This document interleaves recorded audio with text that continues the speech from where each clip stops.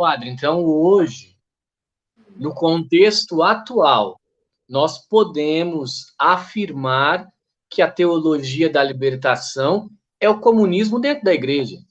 Totalmente. Mas isso que São João Paulo II condenou. Quando ele vai a Nicarágua, naquele evento lamentável que os sandinistas, do senhor ditador Daniel Ortega, amiguinho do sujeito que lidera aí essa seita satânica que quer tomar o país à força. Ok? Esse homem que agora está proibido de chamá-lo com, de fato, os atributos com os quais ele deveria ser identificado sempre. Então vamos colocar que é o servo de Satanás, que assim já fica melhor. Então, o senhor Daniel Ortega, ele organizou toda uma matilha de cães para ficar vaiando o Papa São João Paulo II durante a Santa Missa, e não tinha um único símbolo cristão sequer na arrumação do presbitério onde foi um flagelo, onde foi celebrada a Santa Missa principal, e é aquela cena inesquecível, né, Tiago? Depois você poderia pôr o link, que São João Paulo II, com a autoridade de Pedro, estende a mão e diz, silêncio! Parece que ele está expulsando demônios. Aquela que quer mais a paz é a igreja. Né? Quem mais quer a paz, nadie quiere mais la paz que la iglesia. Ele fala, ninguém, nadie quiere mais la paz que la iglesia. Ninguém quer mais a paz do que a igreja. É que eles solapam, eles usurpam termos com uma força semântica gigante por causa da tradição paz, amor, compaixão. Eles roubaram esses termos, ressignificaram semanticamente e tornaram-se ladrões, donos desses termos, utilizando em favor próprio, como eles queriam, assim, a revelia, e foram iludindo as pessoas. Pobre. Mas que pobre. Mas que a única coisa com a qual eles não estão preocupados é pobre. Aquela cena do ditador venezuelano, Tiago, o atual ditador venezuelano, herdeiro do ditador anterior, tudo farinha do mesmo saco, hein? Tudo gente do Foro de São Paulo, operando aí o domínio da América Latina, e a última fortaleza que não cai por nada.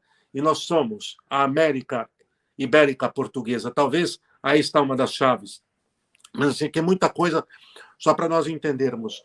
Quando há aquela cena desse ditador, lá na Turquia, se eu não me engano, em Istambul, num restaurante caríssimo, Tiago, comendo ali com o garçom, com ali um negócio, churrasqueira na mesa ali, essas coisas chiques, né? Uma espécie de um Gengis Khan, sei lá o quê, de um grill que vai à mesa.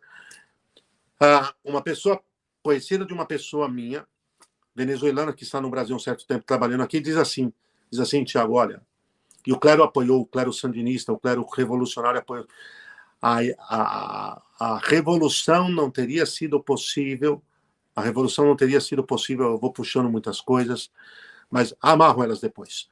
A revolução não teria sido possível na América Latina sem a conquista da igreja por dentro. Lembram-se do que Gramsci disse, o socialismo não tem futuro se a igreja não cair. A igreja católica apostólica romana não vai cair nunca. As portas não prevalebunt. As portas do inferno não prevalecerão sobre ela. Contra ela não tem o que fazer. O demônio esperneia. A igreja venceu na cruz, nascida da cruz de Nosso Senhor ali. Ela já nasceu vitoriosa sobre o demônio, sobre o mundo, sobre a morte. Agora, essa falsa igreja infiltrada, tomada de assalto, porque assim é sempre a tomada do poder, né? Eles foram trabalhando para tomar o poder à destra no mundo e à dintra dentro da igreja. Eles foram trabalhando para tomar o poder. Isso é importante. Então, assim, Tiago, eu vou um pouquinho mais ainda.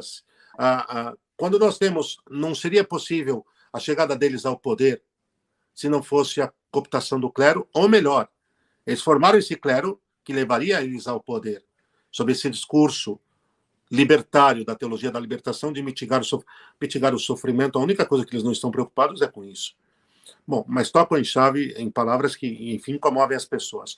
E lá na Nicarágua, do ditador Daniel Ortega, amicíssimo do chefe da seita satânica que está tentando tomar o Brasil à força, de que forma nós já entendemos, Ele, ele, ele, ele se utilizou do clero e nós temos no aeroporto ainda da capital aquele evento do Santo Padre de São João Paulo II com o Cardeal. O padre que era ministro no governo sandinista, comunista. Que é isso? Mas que é isso? Servindo ao maligno. São João Paulo II emprega quase que um exorcismo, Tiago. Ele está Ele não esperou, ele não desceu nem no avião direito, né?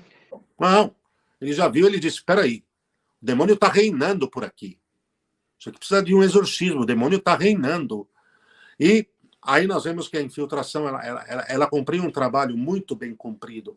E se nós falamos em matéria dos Estados Unidos, daqueles 1.100, o volume percentual, não em números objetivos, porque não dá para falar assim, Tiago, mas percentual na América Latina foi de uma vitória muito maior. Olha, eles chegaram em vastos países, para não dizer no quadro todo, a um domínio de fato de, claramente, Tiago, 80% do clero. Clero, nos seus 3 graus, hein? Isso implica, inclusive, então, o episcopado. Isso implica o episcopado. Também um domínio de 80%. E eu queria saber, hoje na Nicarágua, o clero, a igreja perseguidíssima, o que tem a dizer esses senhores? E nenhuma palavra, hein? É interessante isso. Não dão uma única palavra sobre o que os seus irmãos de sacerdócio, os seus irmãos de episcopado lá estão sofrendo. Lá estão sofrendo. Já tivemos mais um padre. É porque justamente é bom a gente contextualizar isso. E as pessoas falam assim, mas se houve um apoio do clero, então por que eles estão sendo perseguidos? Porque é uma outra geração, né, padre? Claro, claro. Esta geração que está sendo perseguida agora é uma geração que, de alguma forma, deu uma guinada e se libertou da teologia da libertação e se libertou do marxismo. Nada é tão marxista quanto a teologia da libertação. E foi o que São João Paulo II condenou, né? Eles se utilizam da religião. Quando a gente vê essa propaganda toda do poder das trevas no Brasil, poder das trevas, PT, poder das trevas, Thiago. Quando a gente vê essa propaganda toda do poder das trevas vindo com conversa furada dizendo chega de usar da religião para falar de política, é exatamente o que eles fizeram, que é a prática permanente da esquerda, que é acusar os outros de fazerem o que eles fazem, chamar os outros daquilo que eles são. O tempo inteiro. O escrachamento, a desqualificação, passa exatamente pela propaganda de acusação dos outros operarem como eles operam, e de chamá-los daquilo que eles são. Então, a coisa está muito evidente diante de todos nós. Eles se utilizaram o tempo inteiro da igreja durante, vamos lá, nós temos aí em torno de 65 anos nessa utilização mais forte e mais decisiva nessa infiltração. Nunca se esqueçam que Lula disse que jamais teria chegado ao poder sem a base da Igreja Católica. Não sou eu que estou dizendo, Tiago. Esse vídeo está aí na internet. Tem vídeos aí na internet, né? Está rolando. Inclusive de lives com o Frei Boff, tudo.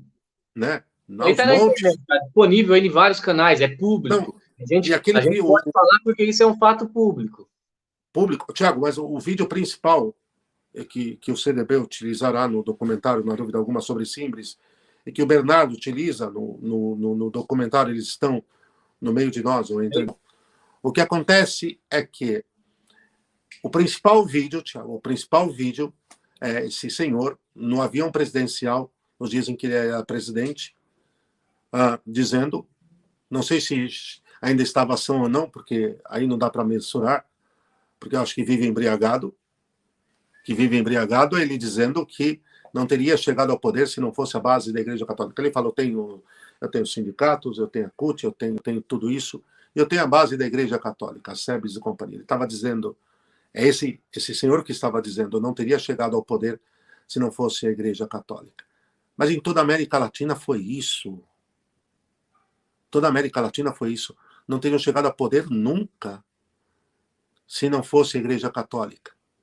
Eles quer dizer, cooptaram ou infiltraram, ou as duas operações equivalem ao fim e ao cabo, resultam e redundam no mesmo.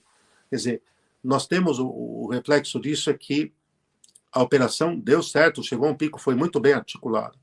Pegue os documentos das ditas conferências gerais do Episcopado Latino-Americano, o CELAM, CELAM. né? O CELAM, as conferências do Episcopado Latino-Americano. Peguem desde lá de Puebla, é uma coisa, é um flagelo, Tiago. É um programa comunista, libertário, assim, rasgado. Pegue os documentos do CELAM. Gente, só para a gente fazer um adendo aqui, eu não sei, eu acho que está muito claro tudo que o padre falou, mas nunca foi opção preferencial pelos pobres, mas sim poder. É um projeto de poder. Olha, só poder, só domínio, só implantação da grande pátria. Queiram chamar como queiram, muitos têm utilizado a nomenclatura que remonta a alguns estudiosos sérios. Nesse sentido, Olavo fez um trabalho único, que é a questão da Ursal. É uma nomenclatura, mas no fundo é a pátria grande, a União das Repúblicas Socialistas da América Latina.